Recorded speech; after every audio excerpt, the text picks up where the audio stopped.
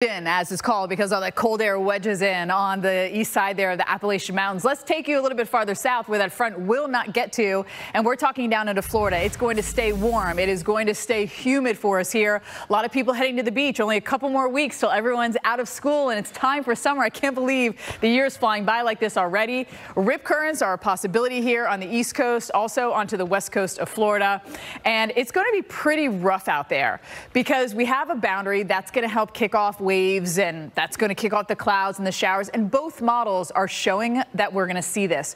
So that's a look at the European, and the GFS also shows this same type of energy that's going to be flying around the southeast. We get a little piece of energy that drops down, that helps kick things off. You get daytime heating, you get all of it. So essentially not a great beach few days for us here.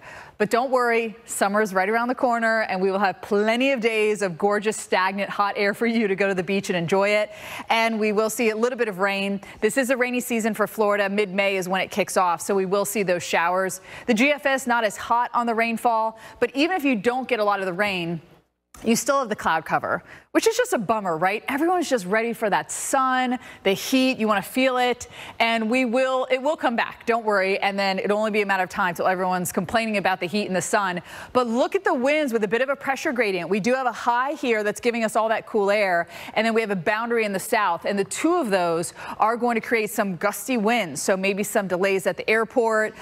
Maybe you're going to hear the wind chimes of your neighbors going off here because we have all of those breezy conditions for us. And you got to be careful in the water. The waves are going to kick up. You'll see that because have you ever thought about what actually makes waves? Sometimes it's one of those things where you're like, oh, never actually thought about that, right? Well, it's the wind that stirs up the water and actually causes all those waves to crank for us here. So they'll be pretty big. And of course, Jim, listen, hurricane season officially starts June 1st, but you can have systems develop earlier than that. We just don't think this is going to be.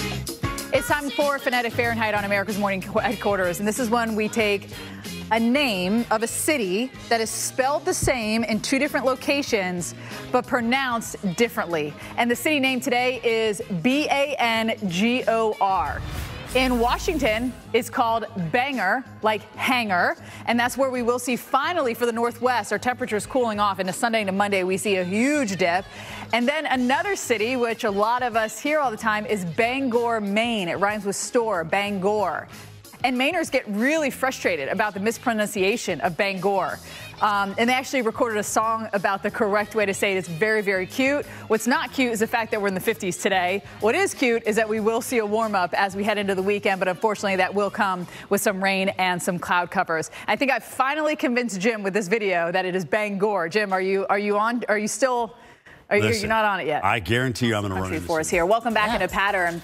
Your home for the latest news and climate change, and sustainability. I'm Steph Abrams. And I'm Jordan Steele. All right, so when it comes to meeting our climate goals, how much of what you do actually matters? I would say it matters a lot. It's a big question, but the team at The Breakdown is giving us the answers. Well, one big difference we could make, cutting back our plastic use. In fact, the UN says plastic pollution could be slashed by 80% by 2040 if countries and companies use existing technology to adapt. Take a look. No one's speeches should look like that. I know. You know, and just because we're not affected by it, we're like, oh, not our problem. It's a world problem that we have to deal with. It is definitely a problem. And I mean, that's an easy switch that we can all make. Let's hope. Let's have a look at the weather now across the country here, and things are starting to get steamy out there, Paul. Steamy, and also there's nothing to be afraid of. Nice. He used all the buzz words in that story. Let's buzz on over to Paul Goodlow, and he's shaking his head like, oy. I mean, some of these storms are stinging out here. He does for the show. Called Departed. That's sweeping view. Yeah. Catalonia area is one of my favorite places in the world. Gorgeous. On the list. Put it on the list. Make it happen.